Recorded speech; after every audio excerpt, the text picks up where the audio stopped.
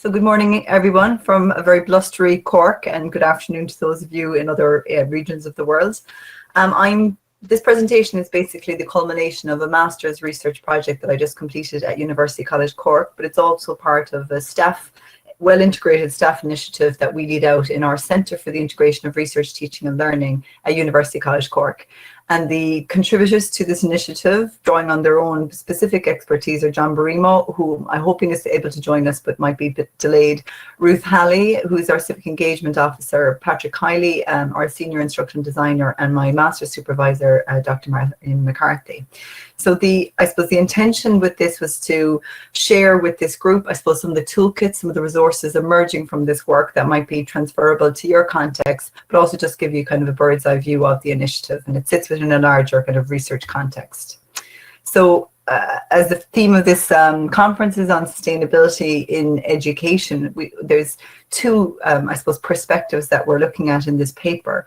And the first is how to support staff to integrate sustainability and civic engagement in the curriculum. We see that these two are quite well entwined in terms of fostering the active, engaged and participatory approaches that are necessary to resolve some of the kind of existing societal challenges. But also this staff development initiative demonstrates more active participatory approaches in curriculum design, which are similarly, these are the approaches, the dispositions, the attributes that we want to cultivate in students so that they can then become the change makers in the future. And the prism that we're looking at this is the curriculum, and this idea of the curriculum and curriculum reform as a catalyst for institutional change, and that being our kind of guiding concept. So in University College Cork, we have something called the Connected Curriculum, which was inspired by Dilly Fung's work at University College London. But in her case, research-based teaching is the through line for the curriculum there. And it's whereas at Cork, we've purposely used research-based teaching as a kind of a central plank, but then we've called out 6 other elements. So the academic strategy in UCC establishes the curriculum as a locus of change and sets out this ambition for a connected curriculum which purposefully integrates 6 interconnected elements. So research-based teaching, sustainability, global reach, civic engagement, employability, inter and transdisciplinarity. While research-based teaching is a core principle, it is only one of the 6 elements that is visibly linked in the curriculum. And we are emphasizing the holistic development of students by instilling in students a collaborative, inquiry-based approach to lifelong and life-wide learning to ensure UCC graduates are equipped to respond to the rapidly evolving societal, political, and economic landscapes. So some of the supports that we've provided already in terms of staff engagement with this connected curriculum was we created a short course. This has had about 900 staff. We've about close to 3,000 staff in UCC, so 900 staff have engaged with this. And it sets out the background to the connected curriculum, so highlights Dilly Fung's work, but also broader work around curriculum development and curriculum design. And this is open for all staff, both professional services staff and our academic staff. And indeed, we get a lot of engagement from our professional services staff. And then in the center kind of part of that short course, we explore the individual elements as they play out in the UCC context. So we look at what are the examples of initiatives or projects or teaching that introduces employability, for example. And then the last piece is looking at vignettes of staff reflecting on what does the connected curriculum mean for them in their context, as well as students sharing that insight as well. So this course has been very successful. We also developed a self-evaluation tool more geared at academic staff that are developing their teaching and developing their assessment approaches. And for example, this looks at research-based teaching. And in this self-evaluation tool, which is open resource and open for you to look at as well, each of the 6 elements is pulled out. So this is just a lens on the research-based teaching. And the idea is as you move from left to right, you're having increasing levels of integration of the particular element. So if it's an introductory element, staff are referencing their research. You might know the Healy Jenkins matrix that talks about the 4 kind of different ways to integrate research in the curriculum. So this is kind of modeled on that. So staff reference their own research as an introductory element. Then there's a kind of a scaffolding or integration of research into the curriculum as we move along, where the final piece is that this element is a design feature, central integral part of that module or program, but also there's a critical or reflective stance on that element to explore it within the context of the curriculum as well. So you're not just blindly accepting these things, you're bringing a critical lens to them. And similarly in the employability, just as another one to pull it out, we see this introductory piece, structured inclusion, and then higher engagement in terms of it being embedded as a form of assessment. And then similarly, it's a design feature, central premise of that module or program.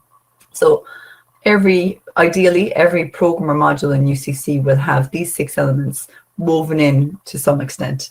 And you can appreciate some modules, this would be very difficult to do, and indeed it would be chaotic for the learner to have all 6 elements coming in. So it's dependent on context, depending on the particular module under investigation, under study, and even but every program can have some element of this. When you consider a 3 or 4 year program, there is a potential to bring these different elements into the curriculum. So this self-evaluation tool had been created, and the online course had been created as well. And it became apparent that the self-evaluation tool had great potential to be integrated into all the work in the curriculum. So it's becoming highly important in terms of getting it right and ensuring that staff are familiar with it and able to use it. So, for example, we can use it in new module or program development, and has been done successfully in that regard. We have cyclical quality review processes. We moderate our own quality processes within our university. So we are bringing in a new cyclical review process for programs.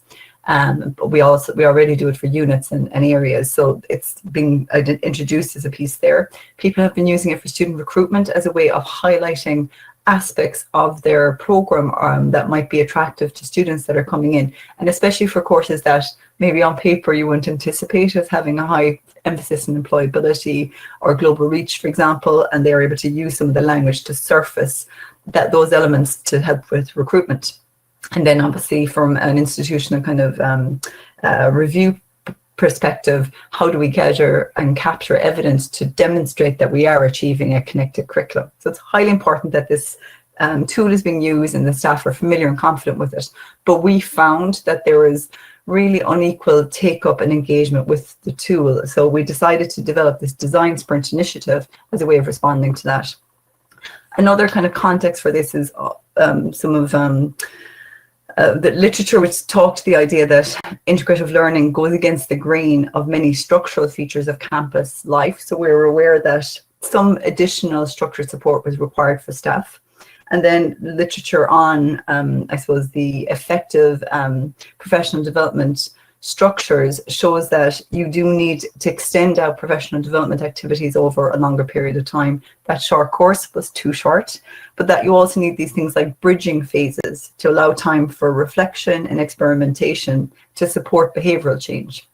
So understanding and reflecting on those insights from the literature led myself, John, Ruth, Patrick and Marianne to design a longer form professional development activity. So while it's design sprint, which suggests I suppose a kind of almost performative activity, high stakes kind of athletic activity, it is actually an extended professional development activity. So in the first instance, there's a very, very short preparatory piece, like a flipped classroom approach, whereby staff and students engage with key questions relating to the module. This is largely intended to support students for coming into what then becomes the learning design workshop, because there's some language that they might be unfamiliar with, some of the concepts. It's not to overload it, but just give them a gentle guide through it. Similarly, to prompt staff to reflect in advance of that workshop. So some of that kind of preparatory thinking has happened.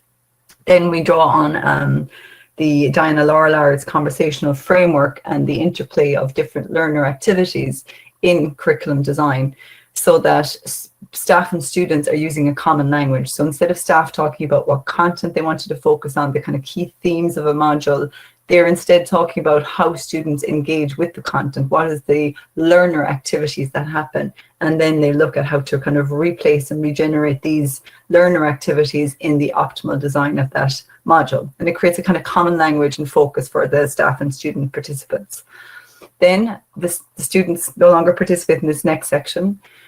We bring the staff together to engage in a peer exchange conversation. And this is where we take explicitly the particular connected curriculum elements. So in this case, Ruth Halley laid out on the civic engagement piece and John Barimo on the sustainability element. So those workshops were quite important in terms of imagining how to position the module then within that broader kind of scholarship. And then lastly, John and Ruth went on then to work individually with the staff on a kind of a one-to-one mentorship piece and to think through the kind of questions that they might need to ask around curriculum design to surface and share with them kind of usable resources to, you know, be it ready-made assessments, some learning activities, some examples of grading activities, etc., to help staff in making some of those decisions so that they could finally implement these changes and then go through the procedural pieces in the university for getting these changes accepted.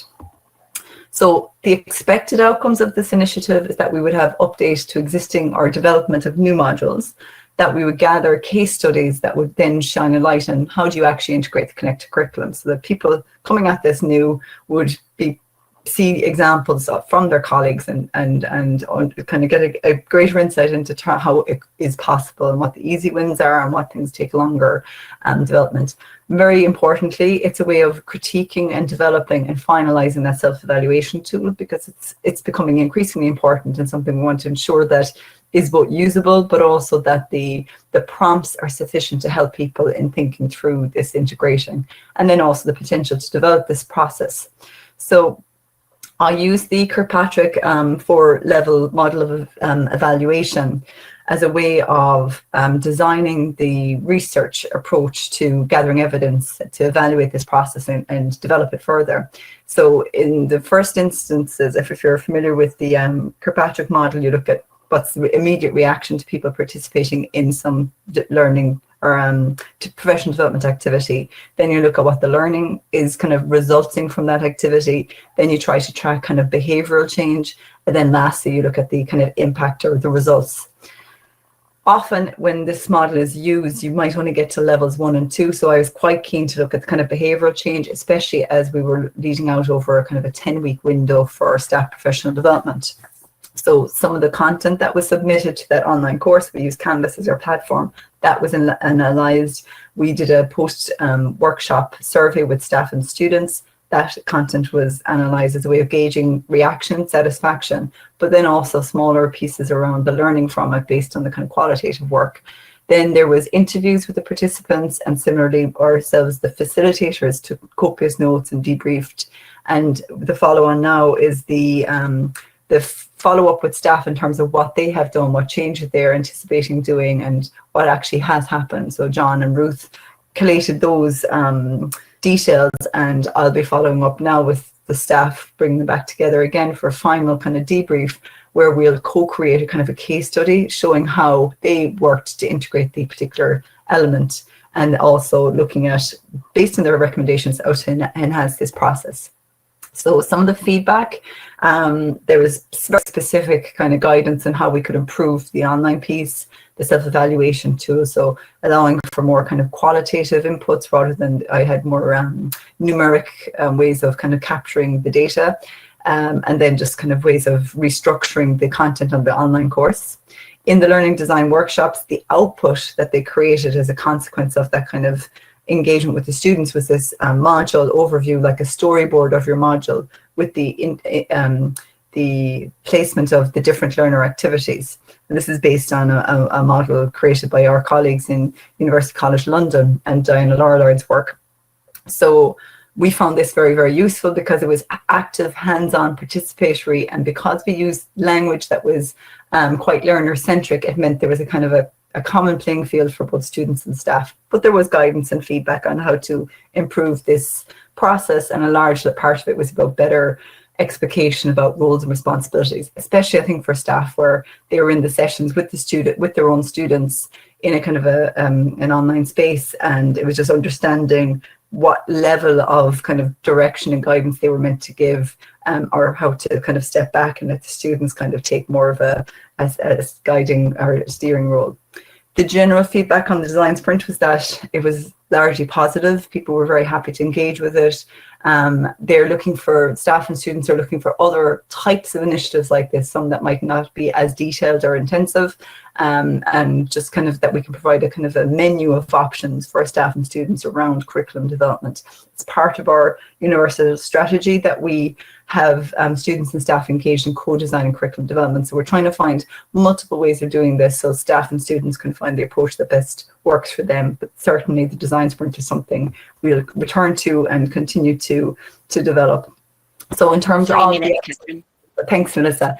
In terms of the actual outcomes, there has been an update to the existing modules. I think of the I think it was 18 modules participated, which reflected a mix of undergrad, postgraduate students, class sizes from 12 to 140 students, etc.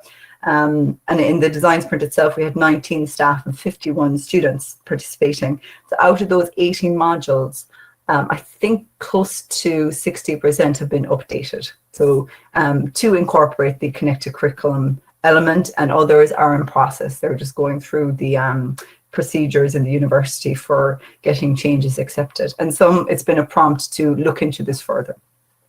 This highlights that this has a potential as an emergent process for students as partners in curriculum design.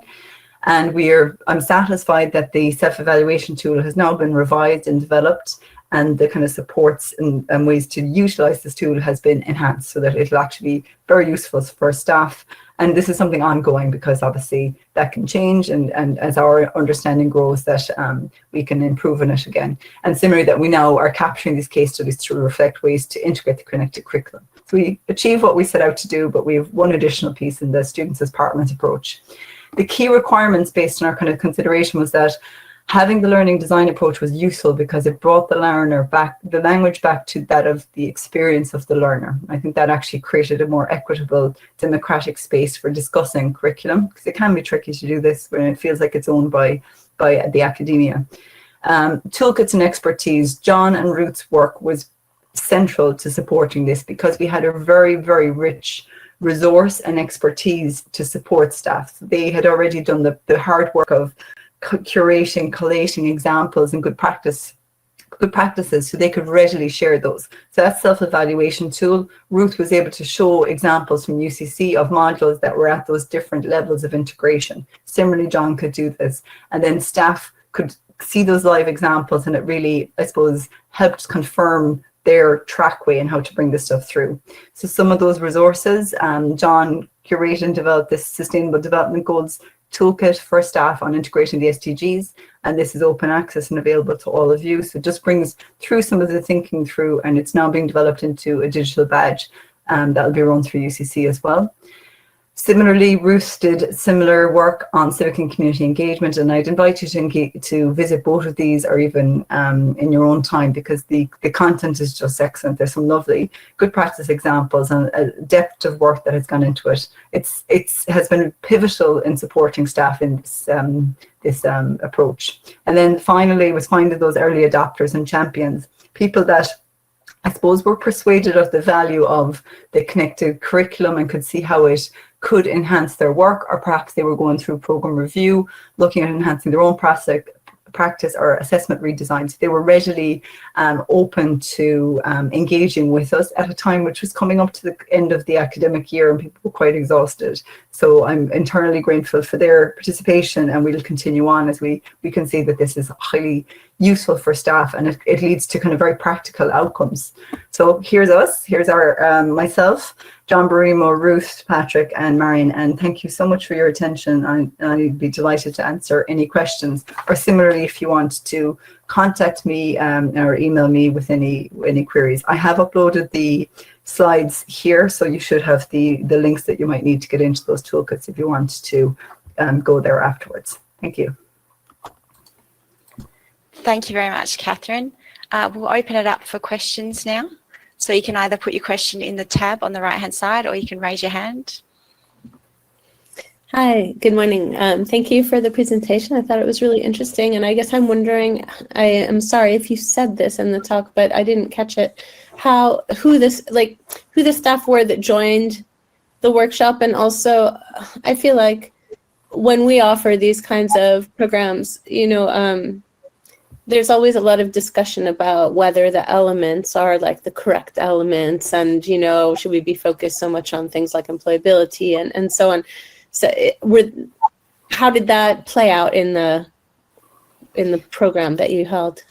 So we had 19 staff, so they were representing our 4 different colleges. So we had people from health sciences, we had people from science, engineering, food science, we had people from the humanities and social sciences, and we had people from law. So we deliberately tried to bring in staff from all these different areas. And also, I suppose, one intentional thing was to ensure the cohorts represented reflected undergrad, postgrad, large class sizes, small class sizes. So we were trying to ensure that, if you can imagine, as a Centre for Teaching and Learning, we wanted case studies that we could share with multiple staff across multiple areas. So that was the intention. And this is actually how it transpired, that we through, you know, our shaking of the bushes, encouraging people to engage with us, that was the mix that we got back. In terms of, are those the elements? We have an institutional academic strategy. So it's a tricky thing, and you raise an interesting point there, Yael, because it's that push-pull of, like, to what extent is there being an imposition of a particular view of curriculum and the challenges that can make for people that are at the coalface of teaching, and maybe these things don't always connect properly, versus this need, I suppose, to bring in certain things to ensure courses are responsive to kind of the major challenges of the world, and that we're supporting the acquisition of graduate attributes that are supporting students to be future citizens, future employers, future innovators, etc. The framework is broad enough that I think nearly everyone can position themselves within it, because we already have a very, very strong through line in research-based teaching, and that's the central plank that you learn through inquiry and investigation, University College Cork. And civic engagement, sustainability, global reach, employability, and interdisciplinarity are features in many different disciplines and programs. It's about the extent to which you think they should be more explicit. So it's often about providing the language to call out these elements that are very evident. Like, we did an audit, my colleague Maria Curran, of the various different programs and in UCC. So already an awful lot of them are well in support of sustainability. So they might hit on the topics, but this is about surfacing the language to show that, you know, we are actually doing this work. And when I talked about the individual modules, that, you know, something is very, very esoteric, doesn't very strongly have an applied focus, that can be a very hard fit for employability, frankly. You know, it's a bit, and it's also like, you have a tight curriculum in terms of content. To what extent should you be giving over any of that time to focusing on employability when that module doesn't make a direct connection? But an introductory piece in a program to kind of frame employability, or it can be a through line through a program, is appropriate. And indeed, every program in Ireland now has to have an employability statement, and the more this is less of a tick box exercise and more like thought through, the better it is for students, because they do need, especially students, I suppose, in areas where there isn't a kind of a very obvious career path out of something. So where we're helping students learn, okay, when you're doing this, you're developing your critical thinking skills. When you're doing this work, you're bringing kind of your theoretical insights to bear on a very practical problem. So then if they're in interviews, they're better able to use that language. And some of it's just about supporting students to name what they've done in learning, so that they can then explain it while they're, you know, trying to sell themselves for future roles or positions. So I hope that answers your questions. Thank you. Thanks, Yael, for that question. We probably have time for one more if anyone else has a question. At least you can hear me anyway. I did try putting it. I'll try again. No problem. The mic's fine. Catherine, good morning. I couldn't resist the opportunity. We pretend we're in Perth, and of course we're at UCC as well. You know, I'm just involved really on the periphery of this with Catherine, looking at design, particularly So, Catherine, I suppose one of the things that's very heartening is that over 60% now of these modules have been changed. And I think I love the way you have focused on as well the idea of, and John, the idea of the different levels at which people are at. And I think that's very important in the light of CPD, that we must allow for a continuum. So, you know, did you find you got buy-in on the many levels, let's say, and in the 60% changes, would a lot of people have been just coming in at the beginning, you know, and trying little things, as you say, case studies? I think that idea that we're trying to integrate it so it can go from introductory to something being a design feature. We had some staff that were already on their pathway to doing this. They could arguably just, you know, place themselves as experts in the integration of sustainability in their own discipline. They've been doing it for years, and they, I think, wanted, I suppose, that additional support and headspace to think through this with their students, whereas others were literally just thinking about this. And we through the kind of application process, we tried to prompt people to think about what this would mean in practice, to start that journey and the kind of the thinking through. So when people did actually come into us, they had already, through engaging the flipped classroom piece and doing the application process, had already started thinking about it. So we kind of had a fertile soil to plant ideas. And I think by, as you said, starting where staff are at, but also starting with what is appropriate to the module at where it is at in its own development, because some modules were, if you started throwing everything into them at the start, it would just become a very chaotic, kind of fractured learning experience for the students. And we're also coming out of a very strange time. So staff were also wearing that kind of knowledge because we weren't quite sure as to where we were going in the next semester. So, you know, when we talked about civic engagements and sustainability, we talked about action-oriented pedagogies and working with people out in the community, to what extent any of that was possible. So we looked at small wins, small changes, and especially with curriculum development, if everyone tries to do that, those two internal pillars, which are integrating it in the assessment or making it a design feature, that can be a trackway that you try to move along, but it might not necessarily be attainable in the first instance, because there's quite a lot of thinking through, partnering with community groups, and ideally, if you're doing work with external partners, you should involve them in some part of the curriculum design process as well. So dipping the toe and getting comfortable and familiar and growing your expertise is a really beautiful way of starting this journey. Yeah, great, Catherine, thanks. Thanks very much for your question, Marion. One more photo, sure. Catherine, thank you so much for your presentation, and it was fascinating to hear about the program and how you've got staff buy-in and how staff at all levels can participate in this program. And if you'd like to contact Catherine after the session, you can go into the attendees page and you'll see all the staff names listed, and there's a chat function underneath. So you can send a message in the chat function to Catherine after the session. Thanks again for your time, and thank you for everyone for attending.